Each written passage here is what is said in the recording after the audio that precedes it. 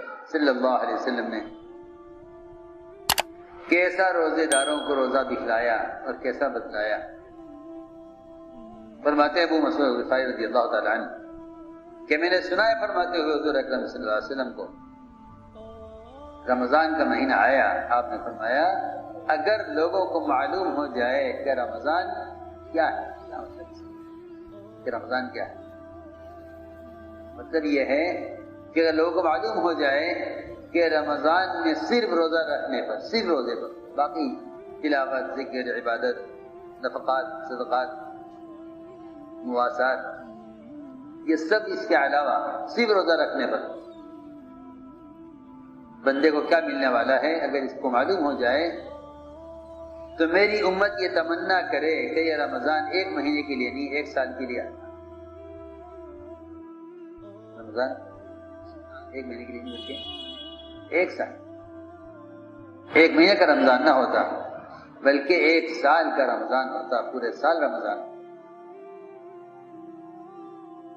یہ سن کر قبیلہ خزاعہ کے ایک آدمی نے عرض کیا یا رسول اللہ پھر تو بتلائیے کہ رمضان کے روزے پر کیا ثواب ہے، کیا بدلہ ہے.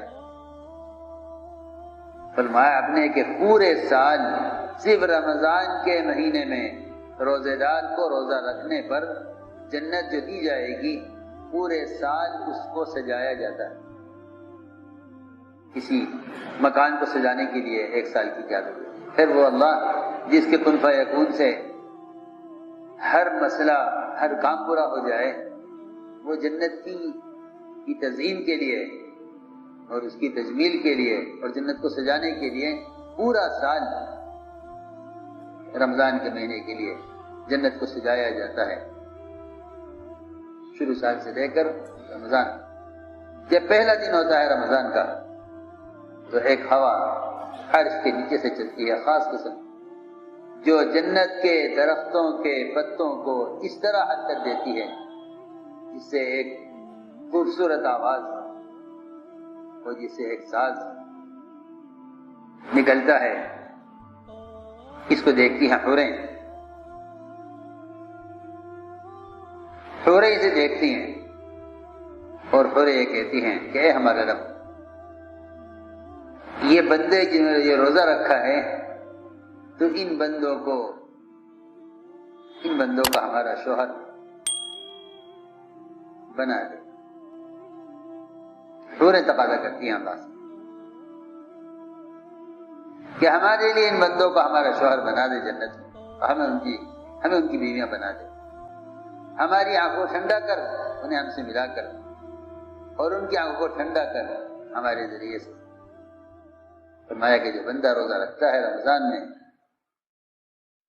اس کی ایسی موٹی بڑی بڑی آنکھوں والی حور سے اس کی شادی کی جاتی ہے، اور ایک موتی، چمکدار موتی کو تراش کر اللہ تعالیٰ اس کے لیے خیمہ تیار کرتے ہیں.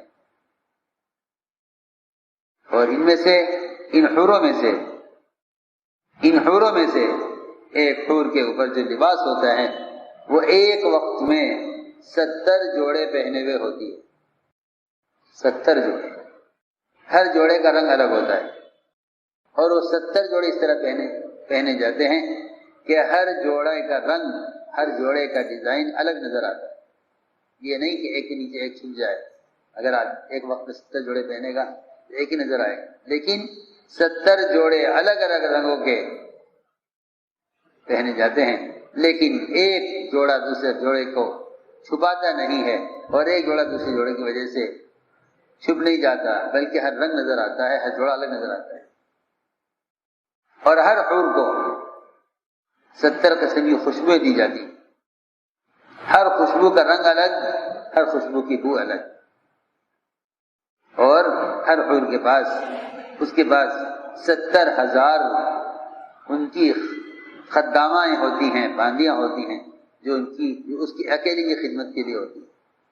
اور اسی طرح 70,000 خادم اس روزہ دار کے لیے اللہ رب العزت اس کے لیے کر دیتے ہیں.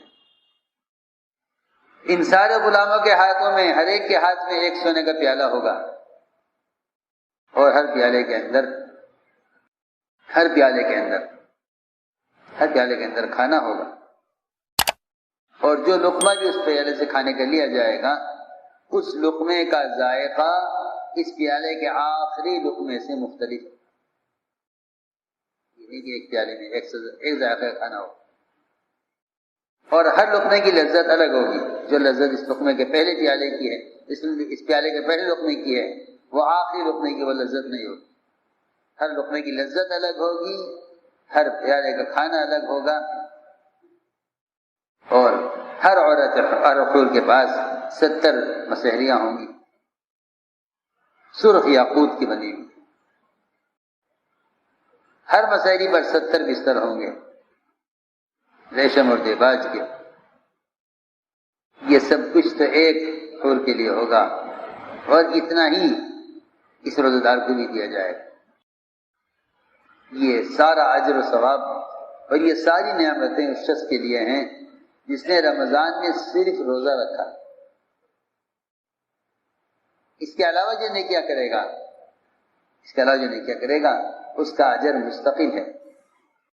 فرمایا حضور اکرم صلی اللہ علیہ وسلم نے کہ 3 آدمی ایسے ہیں کہ ان کی دعا اللہ کے یہاں سے رد نہیں کی جاتی جب تک روزہ دار افطار نہ کر دے، اور ایک منصف امام اور ایک مظلوم کی بددعا، کہ اللہ تعالیٰ اس کی دعا کو آسمان پر چڑھاتے ہیں، بادل سے اوپر لے جاتے ہیں، اور اس کی دعا کے لیے آسمان کے دروازے کھول دیے جاتے ہیں، اور اللہ تعالیٰ فرماتے ہیں کہ میری عزت کی قسم کہ میں تیری مدد کر کے رہوں گا اگرچہ کچھ مدت کے بعد۔ اللهم صل على سيدنا مولانا محمد وعلى آل سيدنا مولانا محمد كما صليت على إبراهيم وعلى آل إبراهيم إنك حميد مجيد۔ ربنا ظلمنا أنفسنا وإن لم تغفر لنا وترحمنا لنكونن من الخاسرين۔ اللهم إنا نستغفرك ونتوب إليك، اللهم إنا نستغفرك ونتوب إليك، اللهم إنا نستغفرك ونتوب إليك۔ ربنا آتنا في الدنيا حسنة وفي الآخرة حسنة وقنا عذاب النار۔